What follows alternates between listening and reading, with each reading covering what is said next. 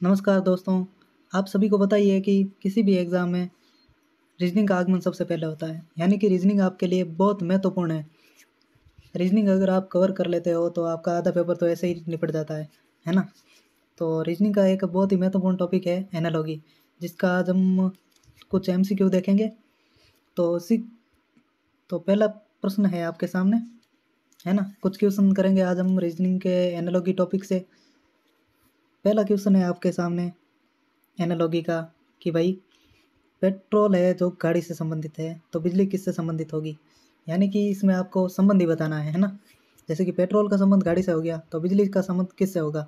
बिजली का संबंध ये तो नॉर्मल चीज़ है, जैसे कि आपको पता ही है, बिजली का संबंध तो नॉर्मल है, बल्ब से ही होगा, है ना? कक्ष से होता नहीं, अंदर ऐसा होता नहीं। तो बढ़ते हैं नेक्स्ट क्वेश्चन की ओर। अगला क्वेश्चन है आपके सामने कि लोहा लोहा का क्या होता है? Fe। ठीक है, लोहा का होता है Fe, तो चांदी का क्या होगा? तो लोहे का प्रतीक होता है Fe, तो चांदी का प्रतीक क्या होगा? अगर आपने प्रतीक ये पढ़ रखा है तो आप नॉर्मली सब लोग आंसर दे ही देंगे।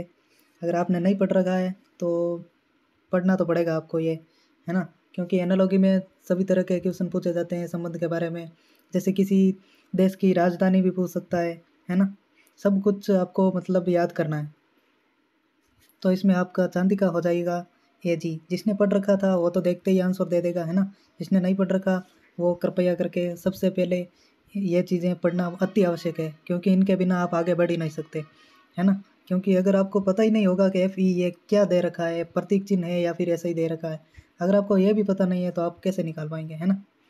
चलिए बढ़ते हैं अगले प्रश्न की ओर।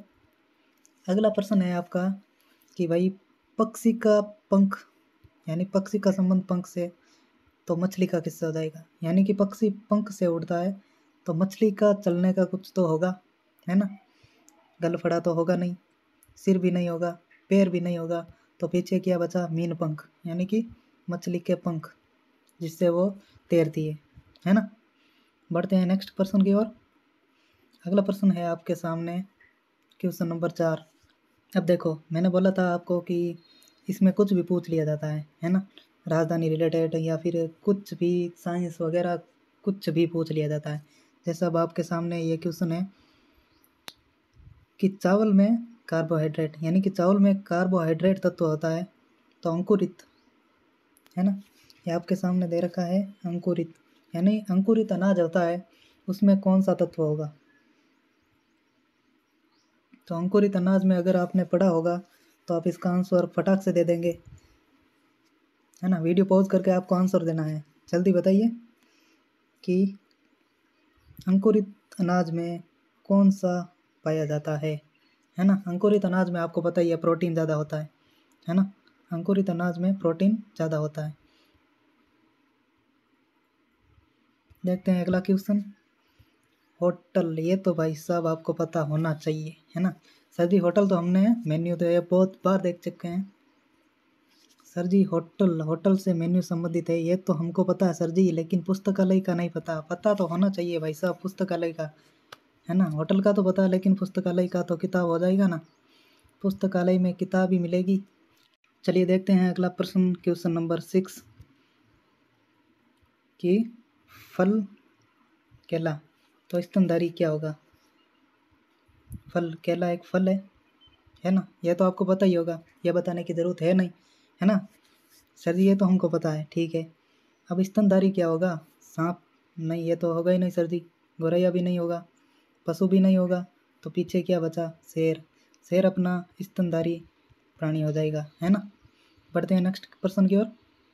अगला प्रश्न है आपकी स्क्रीन पर, अनाज भंडार गृह में, ठीक है?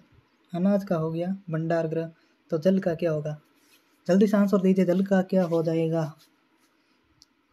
जल्दी जल्दी बताइए आप। वीडियो पॉज करके देख बताना है अगर आपको टाइम लगता है तो। सिर्फ 10 सेकंड में, तो ये यार टॉपिक इतना हार्ड भी नहीं है ना? ये टॉपिक इतना हार्ड भी नहीं है, 10-20 सेकंड में आपका आंसर आना चाहिए। 20 सेकंड भी नहीं, सिर्फ 10 सेकंड में, है ना? सिर्फ 10 सेकंड में आपका आंसर आ जाना चाहिए कि भाई ये आंसर होगा। हाँ, तो क्या हो जाएगा इसमें आपका आंसर?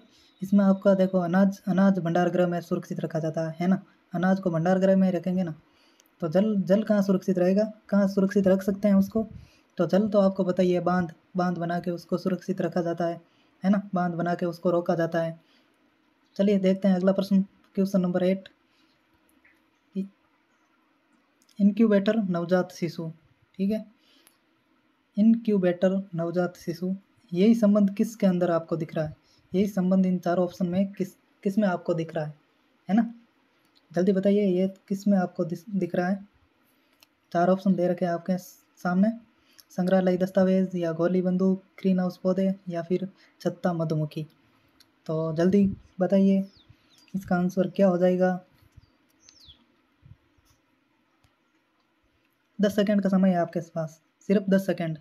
10 सेकंड में आपको आंसर देना है ना?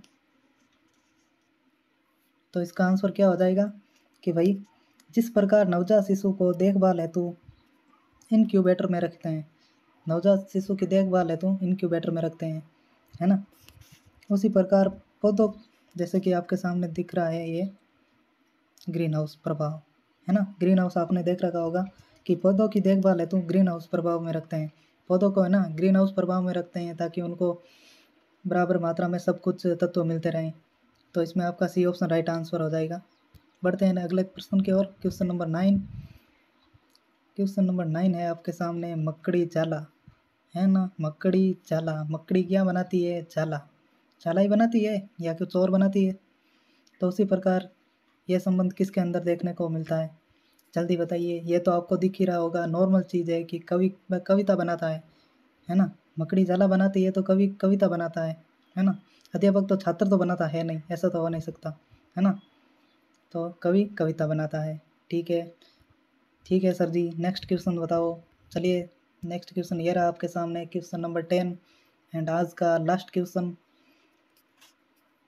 क्वेश्चन नंबर 10 है आपका, भूगोल पृथ्वी, भूगोल और पृथ्वी के बीच में क्या संबंध है? वही संबंध आपको इन सब में ढूंढना है। तो जल्दी ढूंढिए और कमेंट कीजिए क्या होगा। इसका आंसर आपको कमेंट बॉक्स में छोड़ना है ना, इसका आंसर आपको कमेंट में छोड़ना है, इसका आंसर मैं नहीं बताऊंगा, आपको कमेंट बॉक्स में बताना है ना। आज आपके 10 क्वेश्चन थे, मोस्ट इंपॉर्टेंट 10 क्वेश्चन। परीक्षा में आने की पूर्ण संभावना है इनकी, है ना, परीक्षा में आने की पूर्ण संभावना है। और इसी प्रकार 10, 15 या 20 क्वेश्चन की सीरीज़ हम आपके सामने लेकर आएंगे डेली, डेली हम आपके सामने ये सीरीज़ चलती रहेगी। इसलिए चैनल को सब्सक्राइब करें और बेल आइकन को ऑन करें ताकि आपको नए वीडियो आते ही आप पहले, सबसे पहले आपको नोटिफिकेशन मिले, है ना, सबसे पहले आपको नोटिफिकेशन मिले। तो मिलते हैं नेक्स्ट वीडियो में, तब तक के लिए जय हिंद, जय भारत।